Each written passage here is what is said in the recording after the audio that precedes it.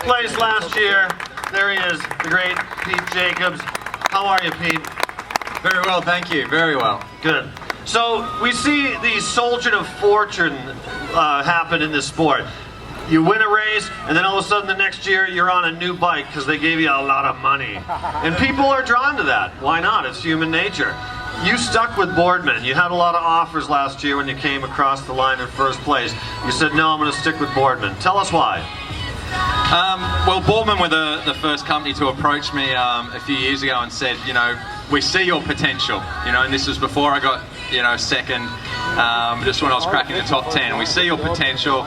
And I said, well, this is what I'll need to help get me there and help me leave the team that I was with at the time.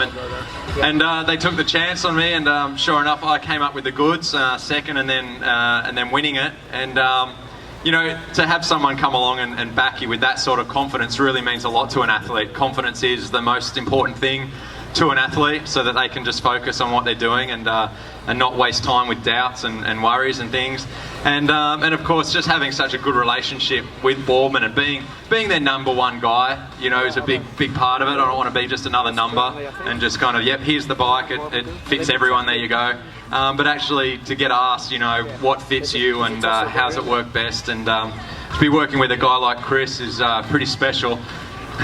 Talk about that relationship. You know, Chris has spent so much time on the saddle. This is such an individualistic sport. You're swimming by yourself, biking by yourself, running. You're wondering, am I on the best equipment? He's spent so much time in the saddle, and his heart's been in the right place with passion. Talk about what it's been like to work with someone like that, who's taken so much of the effort and burdened it. You don't have to be burdened with that. Exactly. It's exactly what Chris said before. You know, he found out what he didn't need to bother wasting their time looking at. They found out what wasn't aerodynamic, or what it didn't matter. And that's kind of like with I found out with me riding my bike. I found out what really matters position-wise, where to just hold a little thing like what to do with your shoulders, or what to do with your body, or things like that, and how to have the bike set up. Just a few simple things that just really just makes the pathway so much clearer in your mind, and it just makes it that much easier to go out there and ride and feel good on the bike.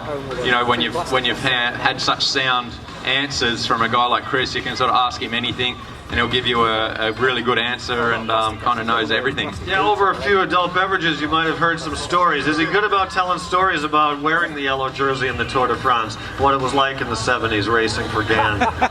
Actually, we haven't. The 70s! Sorry, 80s. Not a hard life, that's what I look like. Yeah, no, we haven't gone back into history really. We've really just been looking forward, and you know, he's just been asking me the questions about what I need to have on the bike, and what do I need to carry over 180 k's in Hawaii. What sort of comfort, you know, what sort of position can I hold, and you know, he's been looking at all those other things, all those other areas of where to, you know, sort of what can we do to make it easy to carry the fuel and stay hydrated. And to him, he's really enjoying it because it's such a new concept for him to have to wrap his head around and come up with new ideas. And yeah, I think he's getting a kick out of joining the triathlon world. Good, good. It is good to get a new breath of passion in there. So speaking of looking forward, let's talk about what we're seeing on the table here. Looking forward to seeing what you're riding on Saturday. Of course, you're a SRAM guy. This will be outfitted with your SRAM kit. Talk about the bike, both the frame we have and the bike build-up, guys. Here, you can have my mic. Talk about it. Yeah, let's take the covers off, it's going to blow away, isn't it? Literally arrived and been built up this morning, still warm if you can feel it. So this is the new bike. You can see the similarities to the one Pete has used for the last 2 years, hence it's called E for Evolution, makes sense. But we've done a lot of work on the crosswind, changing some of the dimensions for crosswind, some of the geometry. We've got a completely new fork setup, so all the brake is totally integrated. You can see the handlebar stem bars. That's all integrated now. There's virtually no cables, and you'll also see there's no nuts and bolts visible either. Having said that, the bits that you need to access on the road just clip off, and you can maintain the whole bike with just a couple of Allen keys, so it's user friendly. We've changed the geometry of the seat tube as well, so we're up to the equivalent of 80 degrees. There's 4 settings on the seat post, so we've changed the geometry as well to put it more in line with triathlon specific bike. And there's so much more detail. I don't think we should go into too much of it here, but we're happy to speak on the stand, in the booth throughout the afternoon. Thank you. Yeah, from a practical standpoint, as a triathlete using it, it was like Chris said when he started talking about hiding all the cables and everything. You know, the first question was, well, hang on, we still got to be able to pull the headset off and pack it in a bike box for travel. Obviously, you know, when they hand these things over to cycle teams, the guys don't need to worry about any of that sort of stuff, and they don't pack their own bikes. But the thing was, flying over here to Kona, super easy to just turn the handlebars as you'd expect. You know, it's all just hidden here under the top cap. Still gives you enough leverage to pack the bike easily.